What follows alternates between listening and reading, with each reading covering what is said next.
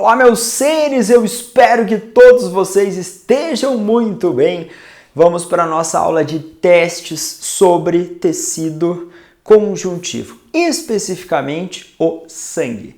Convido você a se inscrever no nosso canal, se não for inscrito ou inscrita, a deixar o seu like, ativar as notificações para chegarmos até você o mais rápido possível e quando eu faço testes, eu convido também se você quer participar do nosso clube de membros. Temos um clube de membros em que você vai receber o material em PDF. Eu faço aqui umas questões iniciais, tem mais umas 10 aí no mínimo para você praticar em casa. Temos o nosso grupo de WhatsApp, tira dúvidas, orientam você nos seus estudos, prova que você vai fazer, dúvidas que você tem no teu estudo de biologia, contato com o sócio para a gente melhorar esse seu estudo e atingir os seus objetivos. Então, se puder, uma contribuiçãozinha mínima mensal, seja membro do nosso canal. Questão número 1 na tela para você. Santa Casa de São Paulo. Um corte pequeno ou um arranhão ocasional não representa um risco à vida, porque o corpo humano saudável realiza o fenômeno da coagulação sanguínea que contém a hemorragia e opera a posterior recuperação dos tecidos. No processo de coagulação sanguínea, na área do tecido lesado, letra A vitamina K atua na formação direta do fibrinogênio e da trombina, que se aderem às bordas do ferimento para reter os glóbulos sanguíneos. D. A tromboplastina converte o fibrinogênio em fibrina, catalisa a conversão da protrombina em trombina, formando uma rede proteica que aumenta a adesão das plaquetas. C. As fibrinas convertem a trombina em protrombina, que imediatamente adere-se à borda do ferimento, facilitando o poder adesivo das plaquetas. D. A tromboplastina converte a protrombina em trombina, que catalisa a conversão do fibrinogênio em fibrina, formando uma rede proteica que retém os glóbulos sanguíneos. E E. O fibrinogênio converte a tromboquinase em trombina, que imediatamente forma coágulos nos vasos lesionados para reduzir a circulação sanguínea. Questão bem específica da Santa Casa de São Paulo, e você ia ter que lembrar da cascata de coagulação. Então você tem, qual é a cascata? Plaquetas, tem no seu interior a substância chamada tromboplastina ou tromboquinase. Deixa eu pegar um outro pincel. A tromboplastina ou tromboquinase está aqui dentro. Então, tromboplastina ou tromboquinase.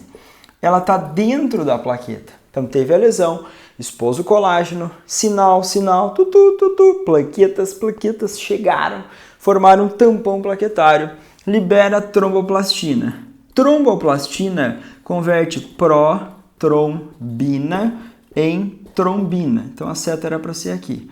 Mas enfim, trombina. E aí a trombina convertia fibrinogênio em fibrina. Essa substância chamada protrombina é antes da trombina. Então ela tem que vir antes, aí ela vai ser convertida em trombina. Fibrinogênio tem essa terminação nogênio, pepsinogênio, tripsinogênio, fibrinogênio são substâncias inativas ainda e precisam de uma ativação. Então a trombina ativa converte o fibrinogênio em fibrina. E aí essa fibrina forma uma rede. Se você tiver o vaso lesionado, essa rede vai formar ali uma tela de proteção e os glóbulos sanguíneos não vão sair. Então você ia ter que lembrar especificamente da cascata. Protrombina, trombina, fibrinogênio, fibrina. Isso está na letra D de dado. Nas outras, eles foram bem específicos em alterar termos, inverter uma ou outra. Falar da vitamina K. A vitamina K atua no fígado estimulando a produção de protrombina. Então a gente vai ter letra D de dado como a correta nessa questão. Questão 2, na tela para você. O sistema imunológico é formado por várias células especializadas e tecidos e alguns órgãos que reagem de várias formas. As linhagens de célula do sistema imunológico e das células sanguíneas começam todas com a célula tronco. Em relação às células, analise os itens abaixo e assinale V para verdadeiro, F para falso. Letra A. Os mastócitos são células granulares do tecido epitelial, originando de células hematopoéticas situadas na medula óssea. Contém no seu interior uma grande quantidade de grânulos citoplasmáticos cheios de histamina, que é anticoagulante, e a heparina, que está envolvida no processo alérgico. B. As plaquetas se originam na medula óssea vermelha pela fragmentação de pedaços do citoplasma dos monócitos. Este, por sua vez, forma-se pela diferenciação dos macrófagos. C. Células-tronco pluripotentes da medula óssea dão origem às células progenitoras mieloides e linfóides. Os progenitores linfóides, por sua vez, darão origem aos linfócitos T, B e células NK. D. As células-tronco se diferenciam para gerar célula B, residente na medula óssea, e as que produzem as células T migram da medula óssea para o timo. Então, a questão de número 2, vem para cá, também muito, mas muito específica. Cada alternativa é um tipo de célula. Então, a letra A, os mastócitos são células do tecido epitelial? Mentira, tecido conjuntivo. Os mastócitos têm no seu interior histamina, e a histamina desencadeava a reação alérgica ou inflamatória. E a heparina era um anticoagulante. Então, ele errou o tecido e ele também erra essas funções das substâncias. Então, isso está falso. Na letra B, cadê? As plaquetas se originam na medula óssea vermelha. Ok, mas se originam a partir dos megacariócitos. Megacariócitos. Então, faça a correção aí. Faça a correção aí para você brilhar. Quando a gente vai pensar na origem das plaquetas, os megacariócitos são células com núcleo grande, liberam os fragmentos e aí esse megacariócito consegue originar. Não é monócito que origina a plaqueta, é megacariócito. Então a gente vai ter esse equívoco na alternativa. Na letra C, células-tronco pluripotentes da medula dão origem às células progenitoras mieloides e linfóides. Então, geralmente, você vai ter essas células-tronco, elas vão se diferenciar. Na origem linfóide, você vai originar linfócito T, linfócito B, células NK ou linfócitos NK. Enfim, a nomenclatura dessa célula é variável, mas a origem é linfóide. Na origem mieloide, na diferenciação, vai ter formação de plaqueta, vai ter formação de hemácia, vai ter formação de basófilo, eosinófilo, neutrófilo e monócito. Então, corretinha. Na letra D, as células-tronco diferenciam para gerar a célula B, residem na medula óssea. É verdade. As células-tronco medulares dão origem às células que vão dar origem aos linfócitos B. E elas ficam na medula. As que vão dar origem ao linfócito T saem da medula. Corrente sanguínea chega no timo. É um órgão que vai ficar próximo ao coração. E geralmente ele vai diminuindo de tamanho, diminuindo ao longo do nosso desenvolvimento. Muito difícil nos cadáveres adultos a gente encontrar a formação de um timo. Ele foi regredindo e lá ele foi produzindo as células T. Então isso é verdade. Ou linfócitos T. Então ficamos com falso, falso, verdadeiro, verdadeiro, porque essa questão era de falso, falso, verdadeiro, verdadeiro. Questão 3 na tela para você. Teremos a questão 3 com uma tabelinha de exame de sangue. Em uma aula de biologia, a professora apresentou o hemograma de 4 mulheres adultas com as seguintes informações. Valor de referência de hemácias, leucócitos e plaquetas. Hemácias 13.800 a 5.200, milhões por milímetro cúbico de sangue. Da Ana tá normal, da Laura tá normal, da Clara tá normal e da Vilma tá normal, porque todas elas têm essa quantidade dentro do esperado. Leucócitos, 4.000 a 11.000 por milímetro cúbico de sangue. Da Ana tem 3, tá um pouquinho abaixo. Da Laura, 10.500, tá normal. Clara, 14.500, tá acima. Vilma, 5.600, ok, tá dentro da normalidade. Plaquetas de 140.000 a 450.000 por milímetro cúbico de sangue. 180.000 na Ana, ok. Laura, 410.000, ok. Clara, 380.000, ok. E Vilma, 240, ok.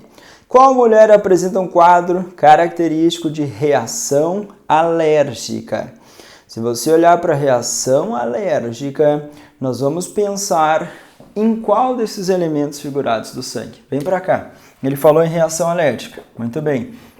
Então, nessa reação alérgica, a gente vai pensar em leucócitos, que são as células de defesa. Numa reação alérgica, você acha que vai aumentar ou vai diminuir a quantidade de leucócitos? Então você exclui as hemácias, você exclui as plaquetas e você foca no leucócito. Nós temos lá na tabelinha a Ana, tem pouco leucócito, a Laura está normal, a Vilma está normal, mas a Clara tem bastante leucócito, 14.500, e estava lá no limite de 11.000. Então, resposta D de dado. Na Clara, nós temos uma quantidade maior, e aí a gente vai pensar que ela está tendo uma resposta alérgica. Basófilo, eosinófilo, neutrófilo, monócito e linfócito. 5. O basófilo e o eosinófilo, eles estão associados a ações envolvendo a alergia. Então, nós teremos os basófilos promovendo a liberação da histamina, eosinófilos também tendo um aumento, porque eles também auxiliam o combate dessas alergias, além das verminoses. Então, você ia ter que pensar nos leucócitos em maior quantidade, e isso nós encontramos na Clara, ok? Se tivesse uma redução, dificuldade em dar uma resposta de defesa, aí tem 3.000 na Ana, mas não é isso. Aqui nós temos uma situação de alergia, então aumento dessas células de defesa, ok? Questão estilo Exame Nacional do Ensino Médio, para você brilhar.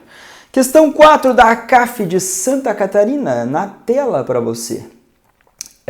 Estudo realizado com 201 pacientes com leucemia linfóide aguda, TLLAT, revela que uma mutação na proteína IL-7R, receptor da interleucina 7, leva à proliferação descontrolada das células. Cerca de 10% desses pacientes possuem a mutação. A proteína IL-7R é muito importante para o amadurecimento e sobrevivência das células-tronco do sangue. A mutação causa ativação contínua da proteína, contrariando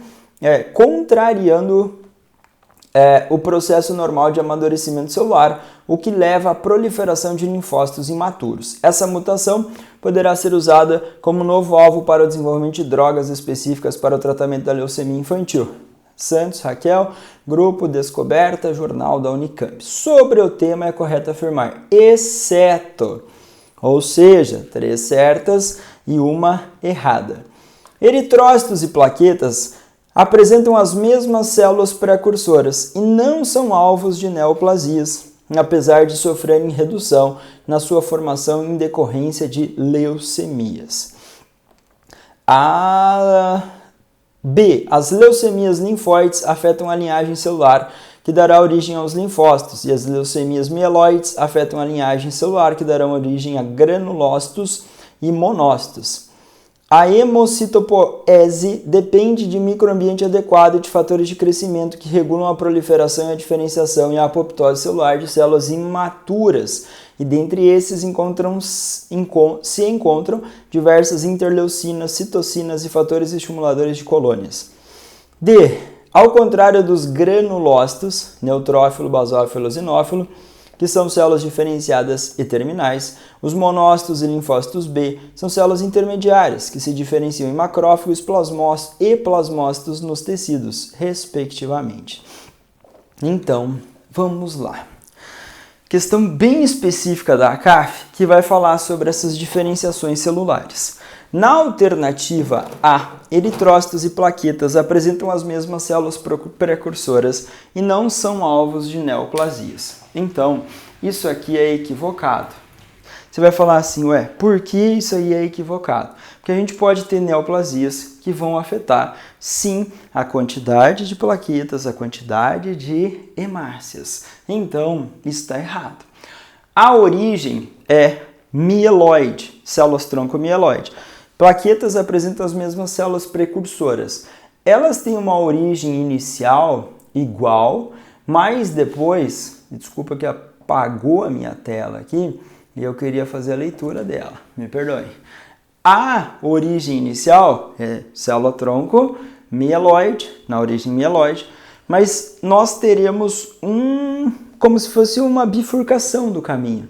para a formação dos megacariócitos e para a formação das hemácias ou células vermelhas. Então, no início, todo mundo vem da célula-tronco, mas depois elas vão se diferenciando. Então, o grau de diferenciação também vai ser diferente, tá?